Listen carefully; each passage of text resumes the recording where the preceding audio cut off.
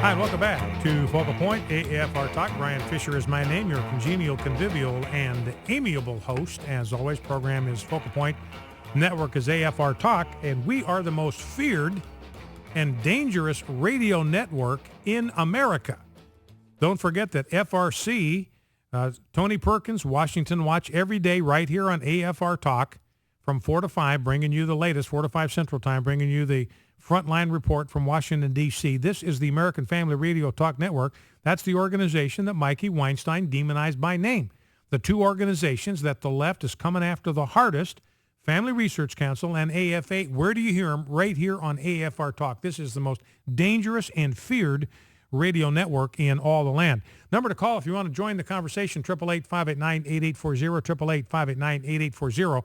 Now, I've got some audio of Mikey Weinstein. I want you, this is the guy that the Pentagon is consulting on religious liberty issues for Christians in the military. I want you to hear his own words coming out of his own mouth. This is the guy that we are up against. This is the guy that is demonizing FRC and AFA, and you can understand why because of the viewpoint he expresses in this audio. Let's listen.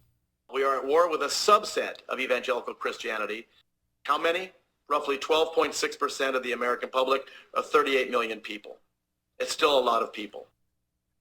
So, Mikey Weinstein, we are at war with evangelical Christians. 38 million Americans. We are at war with them. They are the enemy. He's basically said sharing your faith or believing what Christians believe is a form of treason. Treason is a capital punishment in the Constitution. 888-589-8840, the number to call. Let's go to James, Richmond, Virginia. James, if we can grab James. James, welcome to Focal Point with Brian Fisher. What's on your mind? Talk to me. How are you, buddy? Good. How are you? I'm doing good. I just figured I'd give you some response from my senators here in Virginia. All right, hit me. Got Mark Warner and Tim Kaine. They both have voicemail lines, but I called and actually talked to the staff. Mark Warner's staff was receptive and consoling my thoughts, and I expressed concern that, you've got a gentleman in a foxhole who's about ready to lose his life. It seemed a little redundant that he's going to be seeing eternity soon, and it would be against the rules to share someone's faith with someone who's getting ready to die for the religious liberties of the country. And they expressed remorse that this was going on, and that Mark would stand for that he would do anything to stop that from happening. However, when I called Tim Kaine's office, they just basically told me that this was just rumors and conjectures, that nothing officially has been said. But I still expressed that this was wrong, and that, it seemed like the Obama administration was bent on destroying any type of religious freedom in this country, along with the military. Well, that's amazing to me, James, that Senator Kaine's office would say this is all rumors. We've got the statement from the Pentagon, the official Pentagon spokesman himself. There's nothing rumor about that. He came out and said it. He confirmed it. Religious proselytization is not permitted in the Department of Defense. I mean, you can't get any more straightforward, any more bald-faced than that. And so for Senator Kaine's office to say that's just rumor and innuendo, that's just ridiculous. It's absurd. Well, you and I know how the game is played. I know exactly how it works, yes. Well, and the good news, James, I appreciate you calling your senator, because I will flat out guarantee you the single most effective form of communication to an elected official is a phone call. I will flat out guarantee you. I know that from the time that I worked with the Idaho legislature in my home state. They would keep track of the number of phone calls. Trust me, they count, they keep track, because these are their constituents. These are the people that they need to get to vote for them the next time around. Absolutely, they pay attention. So, James, you budged the needle by giving both of those offices a call. Thank you for doing that. All right, buddy. Enjoy the show. Thanks, James. God bless you. Let's go to Brian, Grants Pass, Oregon. Brian, welcome. Actually, good morning to you, my friend, out there in Grants Pass, Oregon. What's on your mind? Hey, I was a 24-year veteran of the Air Force, and Yes, I thought I would call and give you guys the actual things that happen, the actual regulations we use. Okay. Are you ready for this? I'm ready. If you're a supervisor, you cannot proselytize to your subordinates, like in feedbacks and things like that, because it puts a subordinate in a position of wondering whether their rating will be changed. Yeah, he's going to feel coerced. If you're at work, you can ask somebody one time, hey, would you like to go to my church? Hey, would you like to hear about Jesus? One time. After that, it's considered that you're badgering them. Wow. This is the rules. These are the things. And as far as courts-martial goes, if you do this to somebody twice, they tell the supervisor you get a verbal warning, then you get an LOC, then you get an LOR, then you get an Article 15, then a courts-martial. That's the quickest way to a courts-martial. There are usually several more verbal warnings and things like that. Now, as far as chaplains go and other people, like if you're having a roll call for your group, you can't proselytize to a group like that at work. Not even a chaplain could do it? A chaplain can come in. He can talk about things that are going on at the base chapel.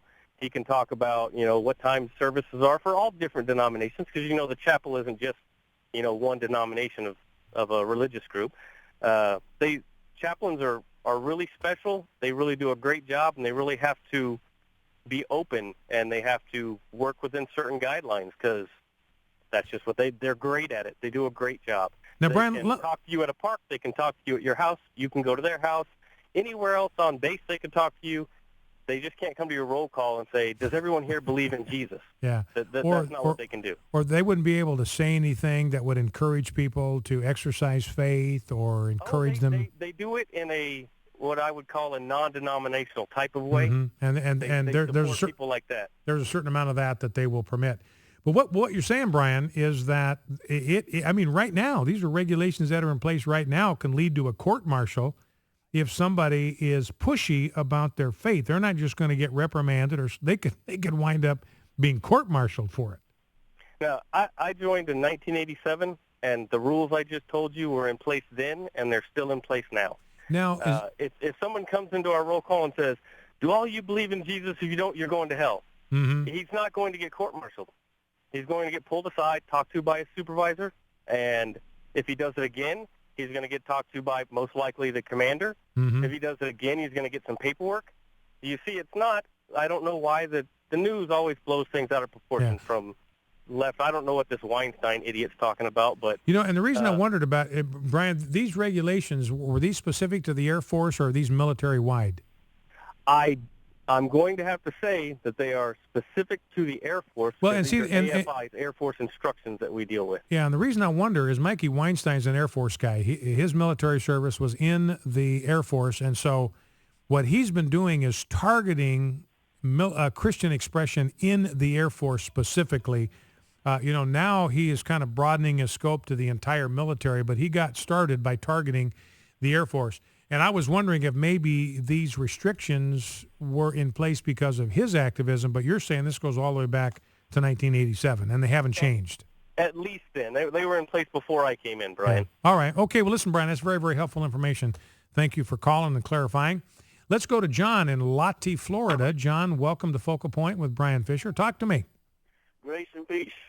I like to theorize for a minute, Brian. All right.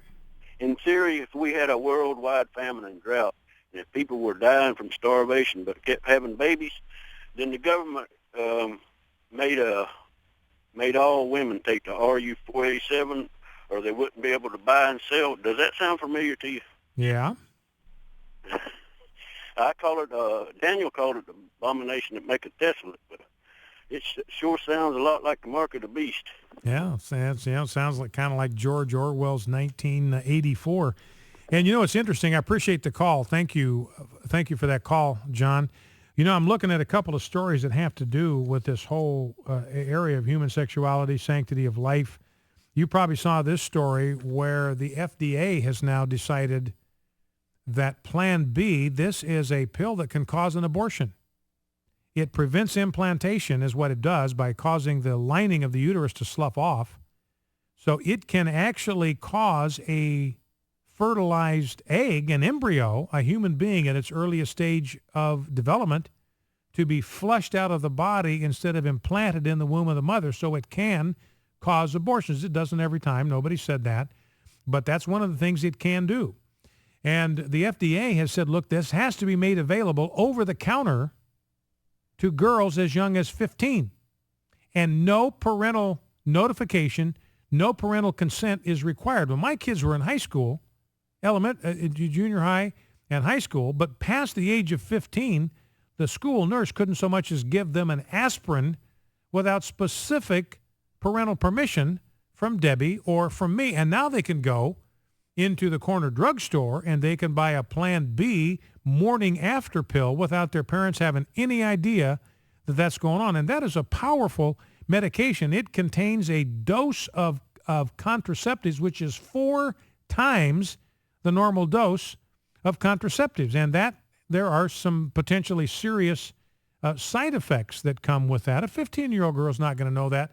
But here's the thing that's the worst dimension of this. This is a predator's paradise. You know, because you have problems all the time. You got 18, 19-year-old, 20-year-old, 21-year-old young males, and they will seduce, they will take advantage of a 15, 16-year-old girl who's captivated by his charm and all that kind of thing. Well, this is a predator's paradise because they can take advantage of a vulnerable young girl, and then they can send her into the drugstore to buy the Plan B to cover up their own crime. That's statutory rape. Now they commit the crime, and then now, according to the FDA, they can send the girl, the victim, into the drugstore to cover his own tracks. And California's out there.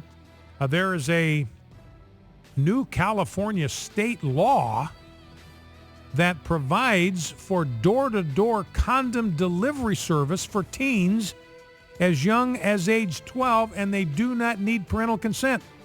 So individuals in California, starting in San Diego County, they can call this number. Their parents don't need to know anything about it, and condoms will be delivered to their front door, all of it funded by taxpayer money.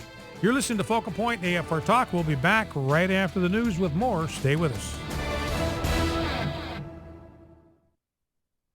American Family Radio.